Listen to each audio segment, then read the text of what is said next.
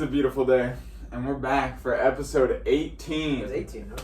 After dissecting some pretty good stuff before the podcast. As per usual, we usually have like very long, in-depth conversations, and then that usually feeds into like what we talk about here. I feel like that's the best way to do it. Yeah. Because we first talk, and there's some issue or problem going on in life. Or something we're just interested in talking about. Yeah, or something that we're interested in talking about, and then we dissect it, and then we make it tangible. Digestible. Yeah. For other people, because I feel like if we just recorded our first interaction, like, people would be lost. Yeah, because we're like trying to figure it out ourselves. Yeah. Well, today for episode 18, we're talking about social skills. Yep. Social skills and like everything that goes with that. Like, we're not necessarily talking about like, oh, here's tips and tricks on how to be more. Well, it's going to be like less about the tips and tricks and more about the foundation of where your social skills really need to come from. Because everywhere you look, I mean, you can watch YouTube videos, fucking 3 tips to be charismatic, 3 tips to be more like fucking Robert Downey Jr. or whatever. Yeah. It's like there's lots of different tactics that you can use, but ultimately what's going to make you better socially is having that inner work, that underlying frame, that solid foundation of being yourself. That's going to be... Yeah, and then something we were talking about right before we turned on the camera is like the comfortability. Like, both of us have agreed that like comfortability is the foundation to social skills. Because like the way that I am in my house by myself, like all the funny stuff that I think, or like say I'm like with Nicole, my girlfriend, and all the funny stuff that I think, I just say it out loud. Right. You know, like anything that I want to do, I just do it. Like if I hear a song and I want to start dancing, I just do it. And it's like entertaining and it feels good. But what happens when I walk into another situation where there's people that make me uncomfortable, or I'm anxious, or I'm worried, or stuff like that, is I may start holding some of that stuff back. You become stifled, you like suppress yourself. Yeah. And it's totally ass backwards because I think that's going to make me look better in that interaction, but really what it just does is take away. Right. Because everyone loves you for you. You know, what's really cool is that when you are able to be free and like just yourself in those interactions, most people around you aren't that way. So you really like stand out. You're like, they'll admire you because you're actually able to be yourself, because so many other people have such a hard time doing that. Dude, and that's like, we've talked about this on I think it was probably on the first branding episode, like episode number 1 about branding that I did, is like, I attribute all of like just the immediate people in my circle really supporting me with music because of genuineness. Like, not because it was good off the bat, because like it was questionable off the bat, you know? But just because like I was in a space where I was willing to put genuineness out there, like people just eat that up. Right. In social interactions, in music, and art, and business, anything, if you can walk into a situation and just be you, people like just gravitate towards it. In a lot of ways, we're starved from it. You know, we're starved from authenticity. You know, we don't have as much as we want in the world or in the interactions that we have with other people. Yeah. And I think a lot of that has to do with you know, how our culture is set up nowadays, with social media and appearances being so highly valued. It's like people are afraid to be authentic because it doesn't measure up to the ideals that are set out and shown all the time, which are just appearance-based. Well, we're taught that being different can be looked at like down upon. More so, you know, that like if you don't fit into that criteria, because that's what I'm consciously trying to do in my head when I like don't do that funny dance move to a song I hear at a club full of people, is I'm like, well, that's different than what these people are doing, so I'm probably not going to be liked. But really, if I did do it, I would probably be liked so much more, because people are just like, wow, he's just his own person. Right, and that's true, and it's a survival mechanism that why we feel stifled in those social environments, because we don't want to subject ourselves to undue attention that might decrease our social status. Yeah. That is a threat, you know, to our reproductive fitness. Yeah.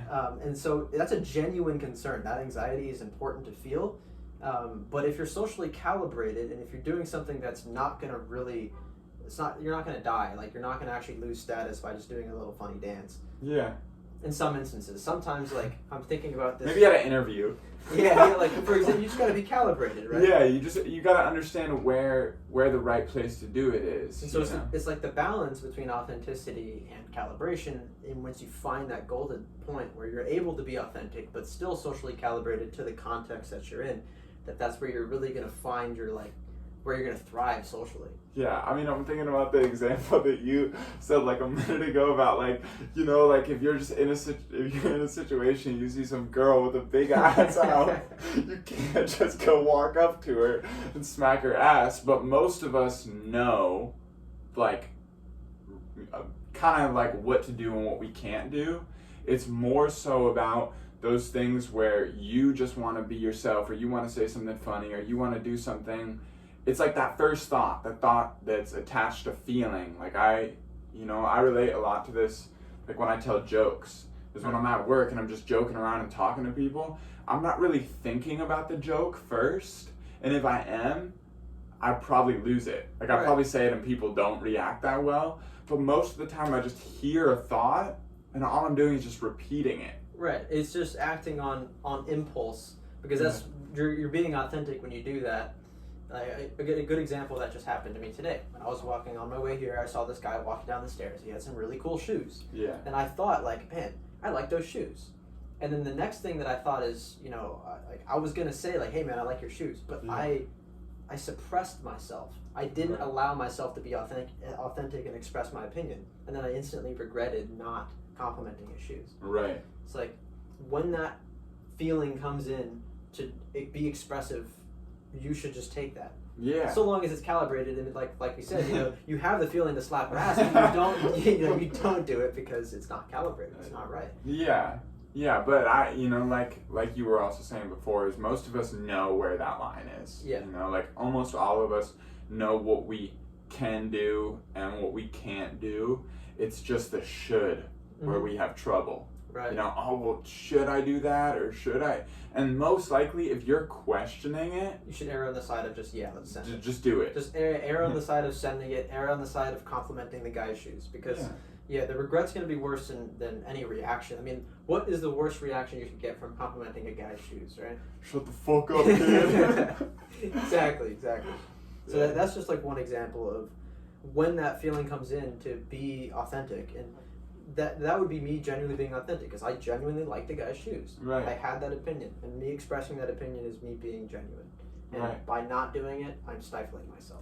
And then we should also, before, like we have a really nice list to go over, but before we get into that, like, I think it's also important to understand that we shouldn't compliment the guy's shoes because I think being a more social person is better. So like we kind of referenced in the beginning of the video, like there's all this stuff out that's like, 3 tricks that are going to help you like pull more girls, or like help you be more like charismatic, or do you want to be the funny guy at the party? This is how you do it, you know? And none of that really works because it can work if you do it well. You're trying to play a character. You're not really being yourself. So if you're trying to improve your social skills, don't go about it by trying to be more gregarious than you actually are. Yeah. Don't go at it like, I should compliment every person I see, or I should compliment a person just so I seem like I'm more social. Yeah. It's more like, if you have an opinion, then express it. Right. Like, I didn't think like, I should compliment this guy's shoes because I want to appear more social. It's, I liked his shoes. That's all the thought was. And so it's like where the stifling thought comes in, or where the thought comes in initially. Like, if your thought comes in initially like, I should compliment his shoes, then don't. Because like, it's not about genuinely liking his shoes. It's about trying to appear like something you're not. Right. And then I would say that's just a symptom of another problem. Yeah. Like if you're stuck in like, I should do this because it's gonna make me be this person, because being this person is better than being the person I am. We gotta, you gotta retract. There's like a lot more work behind that. And I think exactly what you just said is like improving social skills is about being aware of the person that you are and just expressing that correctly. Yeah, it's like really about letting go of the stifling that you have. You don't have to do anything. Yeah, there's nothing more that you have to add. You just gotta cut out all the like the doubts. Yeah, you're just ripping your chains off. You're not adding anything to who you are or anything. You're taking away the things that are holding you back. Yeah. All right, let's get into the list. Yeah. Get into the list. So I made a list. I've been watching like many videos by some coaches and whatnot on social skills just because it's something that I'm interested in. And I compiled a list of key takeaways I got from all the videos I watched. Sort of like different paradigms or frames that people have. One being more conducive to having great social skills, the other being more indicative of insecurity or a deep-rooted need for some internal work. Right. So the first one is being in a collaborative state versus being in a competitive state. Yeah. So what are your, like, how do you interpret that, just for the people? For the people. I think, like, so when I enter into a situation in a collaborative state, I'm trying to understand more about this person that I'm talking to just to see how we're going to get along together. Like, well, who are they? You know, like, what's going on with them? What do they do? Do I relate to what they're saying? Like, are we going to have some kind of connection that's going to be a two-way street? You know, and then from there, if there is one, then that's when a relationship starts. But if I'm coming into a situation with like a competitive mindset, usually it's because my security feels threatened. You feel like you need to prove yourself. Yeah, my security feels threatened and I need to prove myself. Or put somebody else down so that you feel better. Yeah, so I hear somebody does something that like I haven't done yet, and like maybe I feel insecure, and instead of feeling that insecurity or nurturing that insecurity in another way, like very recently, like there's a kid that we both know who's like been like the band that he's in is doing extremely well. I'll just name him. It's Vince. If he's watching this, that's awesome, you know. And Mind's Eye is killing it. Like they put out this one song that did extremely well on TikTok, and like there's a lot of people really like their music. They're playing shows, and like I see them do their thing, and like I feel a little insecure because I'm like, damn, like I want to be there too. Right. But the correction that I can make instead of jumping into that competitive mindset where I'm like, oh well, you know, he sucks, or like I'm better at this or this, that, and the other things, I can go, hey, you know what? I can be happy for what he's doing and also know that my time is coming. You know, instead of jumping into, oh, well, I got to put him down, you know, like, and this is how I'm better than him. I can correct that competitive mindset and be like, you know what, I'm on my own road right now. Yeah, like 100%. I found, you know, you can kind of tell whether you're in a competitive versus collaborative state just by looking carefully at the thoughts that come into your head when you're interacting with somebody. Right. Are you trying to find points of comparison between you and the other person about who's better at X, Y, or Z? Yeah. Like, all right, I mean, this guy, you know, he's more jacked than me, but does he read books? Yeah. You know? It's like, yeah. Okay, well, then that's coming from a competitive frame. Like, it doesn't really matter. Yeah. Like, maybe instead of trying to focus on points of difference or where you might be better or worse than another person, think about where you guys have room to work together on something. Yeah. Instead of saying, like, well, he's jacked, but does he read books? Like, he's jacked, maybe he can help me, you know, improve my own physical fitness. Yeah. And you know, maybe he doesn't read books and I do, so maybe I can help him learn about X, Y, and Z. Right. So that's coming from a place of collaboration rather than competitiveness, rather than trying to put yourself up higher in one dimension because you're trying to compensate for something you lack here. Yeah. Trying to equalize yourself with that person by strengthening their weaknesses in your strengths and kind of making it more of like a mutually beneficial deal. Yeah. Yeah, and I think that's purely just based like on like what we originally talked about as comfortability. As all these are gonna be. Yeah. You know? Is like if you're comfortable in yourself, you're not gonna enter into that situation with like, oh well, I do this better, you know, and like trying to inflate my ego so I don't have to feel the discomfort of insecurity. And the reason that being competitive, having a competitive frame, is not good for building relationships, isn't good for being social, is because it'll come through in your vibe that you're going to be a little bit more standoffish. You're going to be you're almost distancing yourself from that person because you're not looking to collaborate. You're looking to create separation. You're looking to create contrast between you and the other person to compensate for some insecurity. Yeah. And that's going to come across in the energy of the interaction. Right. And nobody wants to be friends with somebody like that. Exactly. You know? And there's room for competition, and we'll get into this, like, competition can be healthy, we'll talk about like building a tribe and how then like competition is actually more, it's more related to how we evolved to be to begin with, and I'll touch on it later when we get to that point. So we'll just move right on to the next point here. Yeah, run the next one. The next one is interesting. I talked about this in like an Instagram post I made the other day. Being versus having and doing. And this is like a paradigm of where you're deriving your sense of self from and your confidence from. Okay. So I'll let you first talk about what your understanding of the being versus having paradigm is. Yeah, I mean, I think that like when I am in having and doing, if I source my self-confidence from the things that I have, the material things that I have, and what I do. So like, oh, I'm a rapper and I have this, you know, like I have this many songs out, I make this much money, I have this. The problem with that, or one of the problems with that, is there's always going to be somebody with more. Right. You know, unless you're Elon. You know, I'm not Elon. But there's always going to be somebody with more. So situations where I'm like talking to somebody who has less, I'm just going to be concerned with like feeling better than them and looking down on them and being like, oh, well, you're not at where I'm at right now. Right. And situations where I'm in where somebody has more, I'm just going to feel less than. I'm going to feel inadequate. I'm not going to see eye to eye with them. There's not going to be like a person-to-person understanding. And we're probably not going to collaborate on anything because I'm going to come in with like, you know, hunched over shoulders and just kind of scared and shy. Right. But if I source my confidence from who I am, there's nobody like me. Right. There's nobody like you. There's nobody like this person or this person or this person. So I can walk into every interaction with the conscious knowledge that like, I'm Liam.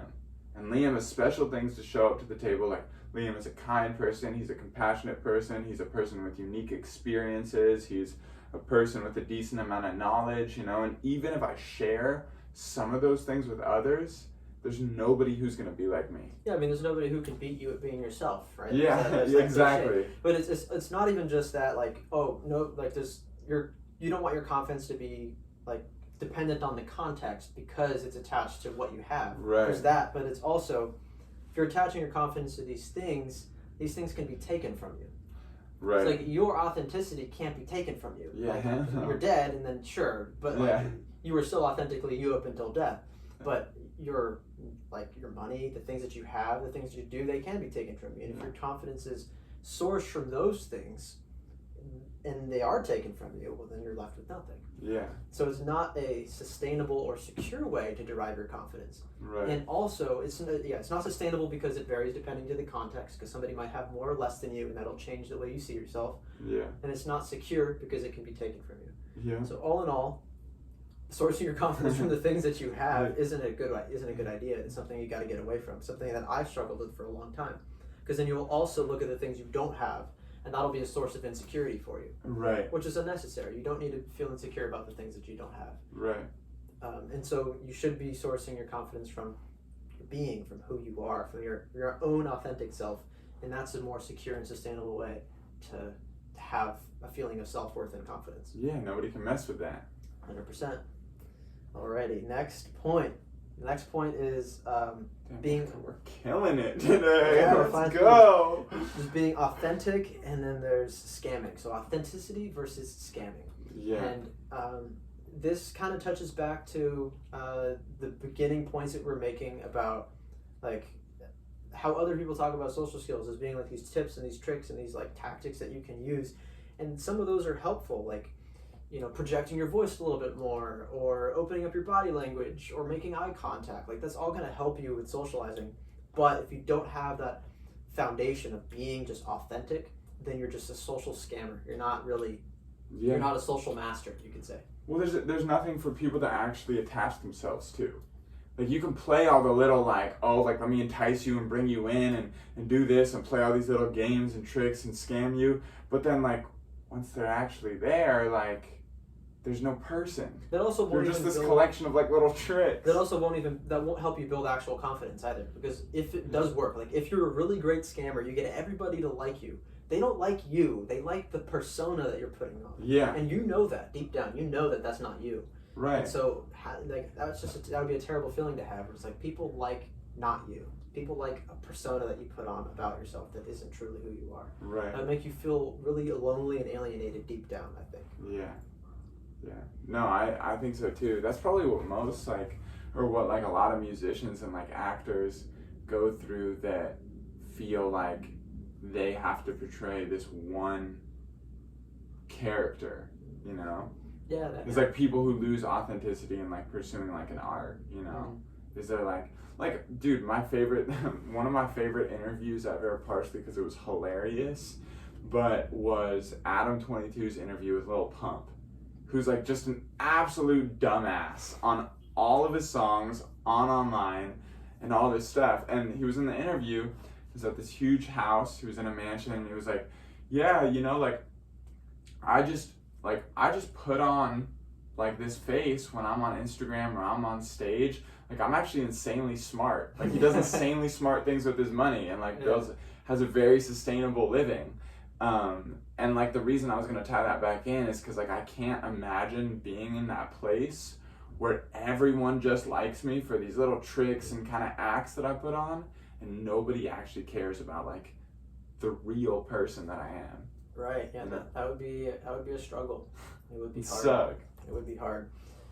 Also, with what it means to be authentic in interactions, and how you can do that, and how you can tell whether you're being a scammer or authentic, is if you're going into an interaction and everything you're doing is trying to cover up who you are, if you're trying to hide who you really are from other people, then you're scamming. Right. When you're in an interaction and your frame is I want to give this person an opportunity to get to know the real me, then you're being authentic. Yeah. And I think what? Yeah, I mean, what do you think besides just self-awareness people can do to figure out whether they're scamming or being authentic? Yeah, or what their authentic self is. Or do you think it's just emotional awareness on who you are? I think it does come down to emotional awareness, but I think you could also articulate it. You can really just sit down and think about who am I, and think about what you value and what your goals are, and write out your past. See where you came from, because I think that'll help inform who you are. Yeah. Yeah. Look at where you came from. Look at where you want to go. Look at what you align yourself with in terms of your values. And I think that'll give you a good kind of understanding of who you are. Look at your character, your traits, what you aspire to be, who you surround yourself with. Just really take inventory of all the things in your life and how you identify yourself. And if you're acting in alignment with that, then you're being authentic. Right. If you're trying to pretend like you're something you're not, then you're not being authentic. Right. Yeah, but the identification part's important. So you should spend some time really thinking about, who am I? Yeah, I think it's a question that people should ask themselves a little bit more deeply and seriously. Because once you have that, all you have to do is be more like that person. Right. Which should just kind of honestly just be getting through the anxiety of being that vulnerable. You don't have to do anything. It's just letting go of the things that are holding you back from being that person. Right. Like a baby. Yeah, exactly. There's the buyer versus seller dynamic. So I'll let you touch on this one first, and then I'll give my opinion on it. Well, I think this really comes to the last point that's gonna wrap it all up, is that there's me coming into an interaction wanting something from somebody and trying to extract it from them. I'm trying not to say pursue, because we're gonna talk about it at the end, but that's really what it is. Is that when I'm coming into the interaction as a seller, I have something I'm trying to extract. Even if I'm just thinking about selling a product, I'm they're gonna buy this from me, and that's my goal. Rather, if I'm coming in as a buyer, I'm trying to analyze, okay, well, what's the product here? Who is this person? What do they have to offer? And then how can we make a deal about it? And it's so much more transactional, rather than just coming in and trying to be I need something from you, and I'm going to figure out how to get it. Yeah, I mean, one's coming from a frame of like me. You're trying to sell yourself to that other person. You're do you like me? Am I good enough? Am I good enough? And that just comes across as needy and desperate and insecure. Right. Whereas the buyer dynamic is okay, do I like you? I don't even know you yet. do I like you? And that touches back to the collaborative thing. It's like, can we collaborate? Well, in order to figure out whether we can collaborate, I need to know whether I like you. I need to know whether you fit in my tribe. Yeah. So like the best way I can explain the buyer versus seller dynamic is the seller dynamic is you're trying to join other people's tribes. You're just trying to join tribes everywhere you go. You're trying to like be part of everything. Yeah. The buyer dynamic is, do I want to let you join my tribe? Yeah. It's like, I'm building something here. I have this thing going for myself. Like I'm centered in a reality that I like and enjoy. And I want to see whether you're somebody I want to bring into this. Right. And I think that frame is really powerful. It's a lot more attractive. And it's so much more meaningful. Because you're not just trying to run around latching yourself onto things. Right. You're meeting somebody like, hey, like, I have a great life. You know, I like the things that I do. I like the person that I am. I like the direction that my life is going. I would also like to get to know you and see if we can have something together, you know? Yeah, and buying actually comes from a place of like having a lot to offer because you're trying to include them into something that you already have going. Right. It's like, if you look, coming from that frame of wanting to include people into your world implies that you have a lot already, that you don't need anything from them. The seller dynamic is like, I need your money, I need your attention, I need your approval. Right. And that's going to push people away. Right. Going back to the whole competitive thing that I was talking about earlier. You can be competitive, but you should do so in a collaborative way, in a buying sense. I'll explain what that means. Like, when you're building your tribe, you can build your tribe to compete with other tribes. Right. And that's kind of what we've done for hundreds of thousands of years. Yeah. Nobody really competed with every other individual in their tribe because you're not going to succeed that way. Right. You're not going to succeed as a hunter going off by yourself.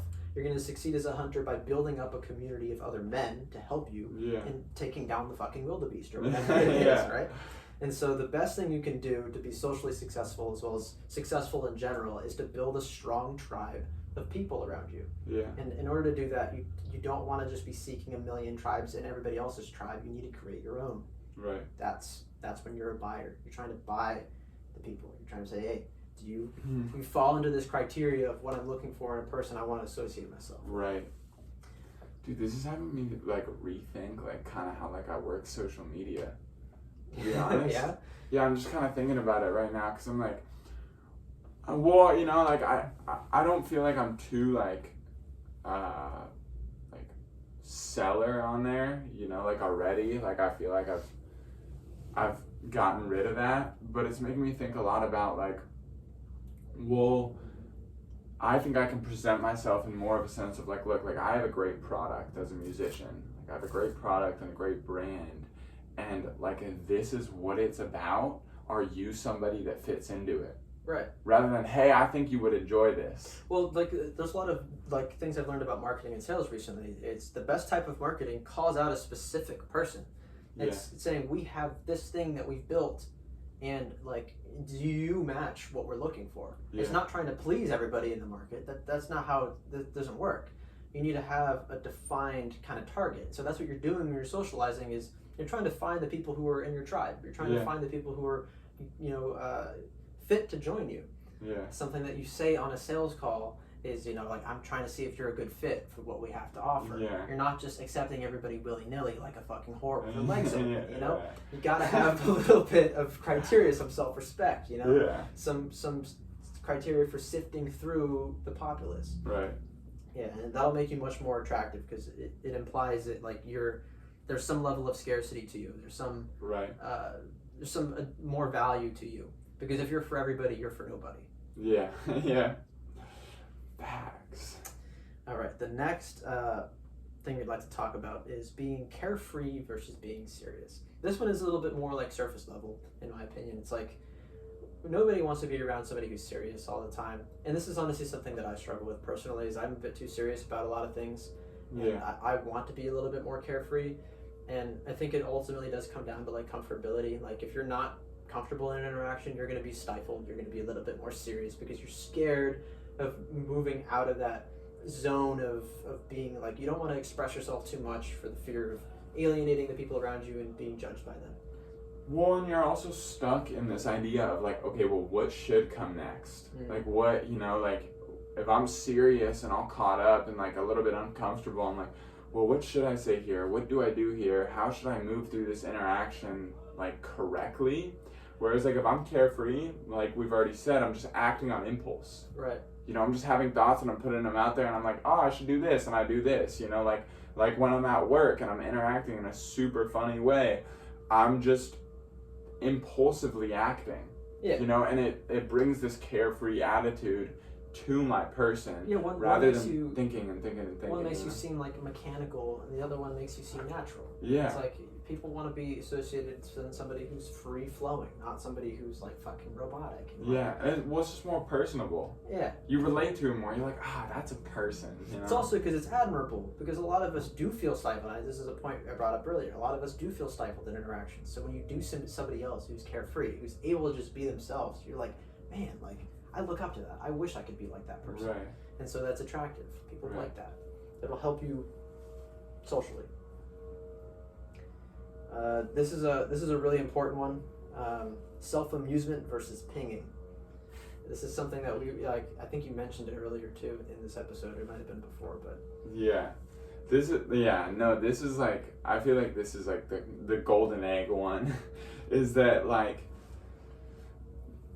as far as I like understand pinging is like when you're doing something in an interaction to get a reaction. Mm-hmm. So I'm acting in a way, like thinking about like a joke is the best way.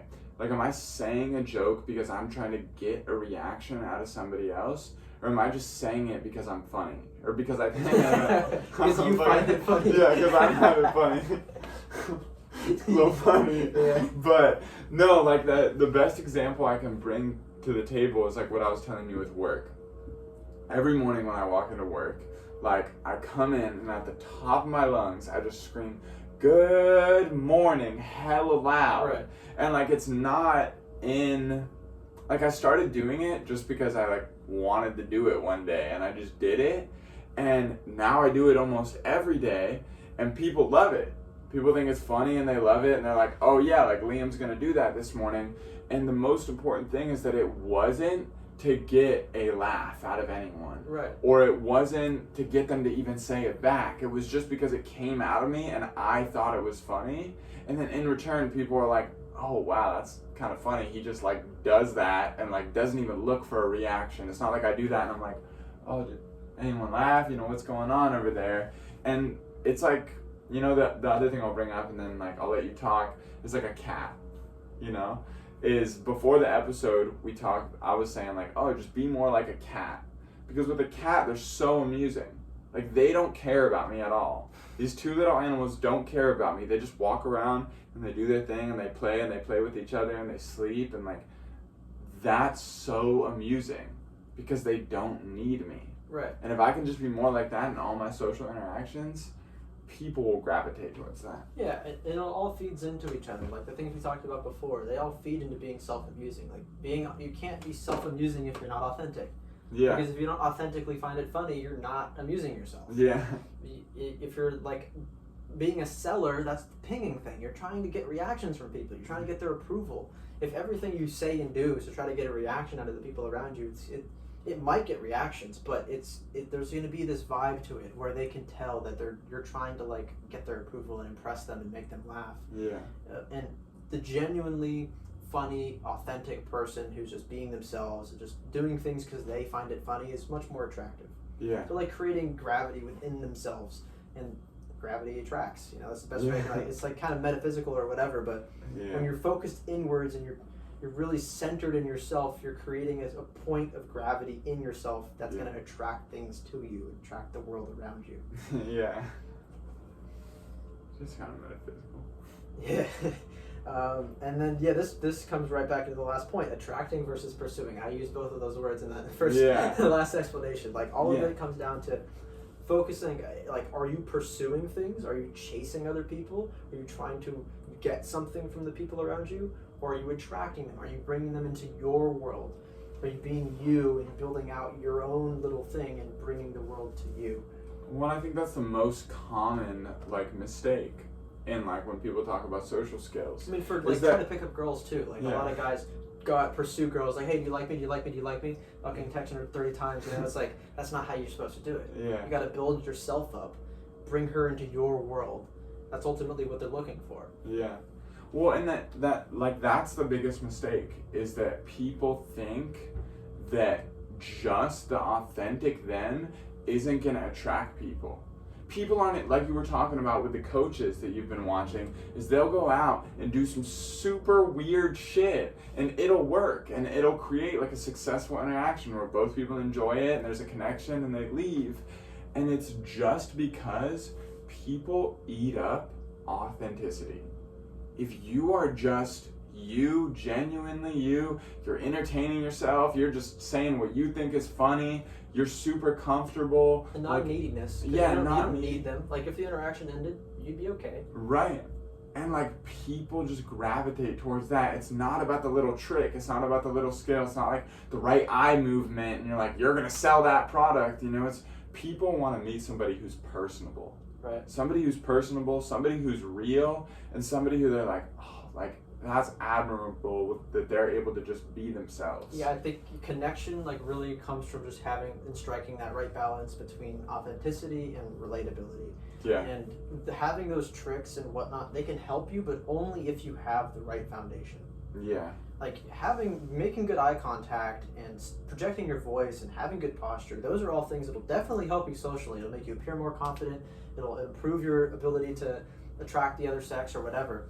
But if you don't have that solid foundation, then you're a social scammer. It's not sustainable. You're not truly confident, and it's really not going to be attractive long term. You're going to erode your trust with people, and you're going to erode your own sense of self over time. Yeah. So you need to have that right balance of being truly authentic and socially calibrated.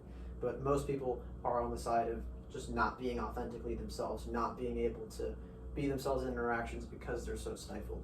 Right. And I think the biggest thing that we can say, or at least that I can say, to move past that is like exactly what both of us just repeated, is that people are attracted to authenticity and relatability. People aren't going to be attracted to you if you're like a basketball player or if you're a gamer. Like, people don't fucking care. There's an audience for both. What matters is that you're authentic and you're relatable, and you're going to find your people. They're just going to come to you. And it's okay to be polarizing, which is the other, like, the reason I like the idea of, like, building a tribe.